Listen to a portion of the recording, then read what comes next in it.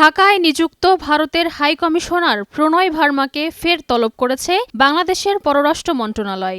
আজ মঙ্গলবার সকাল 10টায় তাকে পররাষ্ট্র মন্ত্রণালয়ে উপস্থিত হতে বলা হয়। বাংলাদেশের পররাষ্ট্র সচিব আসাদ আলম সিয়াম ভারতের হাই কমিশনারকে তলব করেন। পররাষ্ট্র মন্ত্রণালয় সূত্র বিষয়টি নিশ্চিত করেছে। জানা গেছে, আজ সকাল 9টা 40 মিনিটে পররাষ্ট্র মন্ত্রণালয়ে আসেন ভারতের হাই কমিশনার। তিনি পররাষ্ট্র সচিবের দপ্তরে যান। আসা যাওয়া মিলিয়ে 5 মিনিটেরও কম সময়ের মধ্যে মন্ত্রণালয় থেকে বেরিয়ে যান প্রণয় ভার্মা। সূত্র জানায়, নয়াদিল্লি ও কলকাতা সহ ভারতের বিভিন্ন স্থানে অবস্থিত বাংলাদেশ মিশনগুলোকে ঘিরে উদ্ভূত নিরাপত্তা পরিস্থিতির প্রেক্ষাপটেই ভারতের হাই কমিশনারকে তলব করা হয়েছে। বৈঠকে বাংলাদেশ মিশনগুলোর নিরাপত্তা নিশ্চিত করার বিষয়টি গুরুত্বের সাথে তুলে ধরা হয় বলে কূটনৈতিক সূত্র জানিয়েছে। সম্প্রতি ভারতে বাংলাদেশের কূটনৈতিক মিশন ও ভিসা কেন্দ্রগুলোকে ঘিরে নিরাপত্তা পরিস্থিতি ক্রমেই উদ্বেগজনক হয়ে উঠেছে।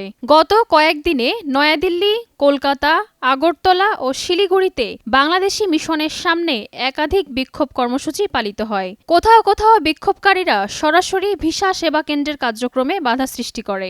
এই পরিস্থিতির প্রেক্ষাপটে নয়াদিল্লিতে বাংলাদেশ হাই কমিশন সাময়িকভাবে কনসুলার ও ভিসা সংক্রান্ত সেবা বন্ধ রাখার সিদ্ধান্ত নেয়। এ নিয়ে গত 10 দিনে প্রণয় ভার্মাকে দ্বিতীয়বার পররাষ্ট্র মন্ত্রণালয়ে তলব করা হলো। অন্তর্বর্তী সরকারের আমলে বিভিন্ন ঘটনায় এ নিয়ে অন্তত 6 বার তলব করা হলো প্রতিবেশী দেশটির রাষ্ট্রদূতকে। আজকের আগে 14 ডিসেম্বর প্রণয় ভার্মাকে পররাষ্ট্র মন্ত্রণালয়ে তলব করা হয়েছিল। পরে এই তলবের বিষয়ে পররাষ্ট্র মন্ত্রণালয়ের বিজ্ঞপ্তিতে বলা হয়, ইনকিলাব মঞ্চের আহ্বায়ক শরীফ ওসমান হাদির উপর হামলাকারীদের ভারতে পালিয়ে যাওয়া প্রতিরোধে দেশটির সহযোগিতা কামনা করা হয়। তারা যদি ভারতীয় ভূখণ্ডে প্রবেশ করতে সক্ষম হয় তবে তাদের তাৎক্ষণিক গ্রেফতার ও বাংলাদেশের কাছে প্রত্যর্পণ নিশ্চিত করার অনুরোধ জানানো হয়। নয়াদিল্লিতে আশ্রয় নেওয়া ক্ষমতাচ্যুত প্রধানমন্ত্রী শেখ হাসিনার অব্যাহত উস্কানিমূলক বক্তব্যে অন্তর্বর্তী সরকারের উদ্বেগের বিষয়টিও প্রণয় ভার্মাকে জানিয়ে দেওয়া হয়।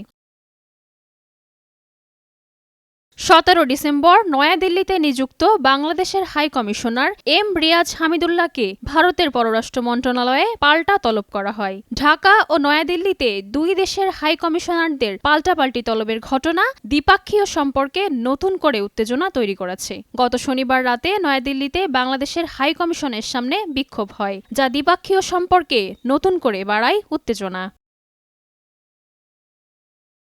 এদিকে আজ নয়াদিল্লিতে বাংলাদেশ হাই কমিশন ও মুম্বাইয়ে বাংলাদেশ উপ হাই কমিশনের কাছে বিক্ষোভের ডাক দিয়েছে হিন্দুত্ববাদী সংগঠন বিশ্ব হিন্দু পরিষদ। এমন পটভূমিতে ঢাকা দিল্লি দ্বিপাক্ষীয় সম্পর্ক নতুন করে সংকটের মুখে পড়েছে বলে মনে করছেন বিশ্লেষকেরা।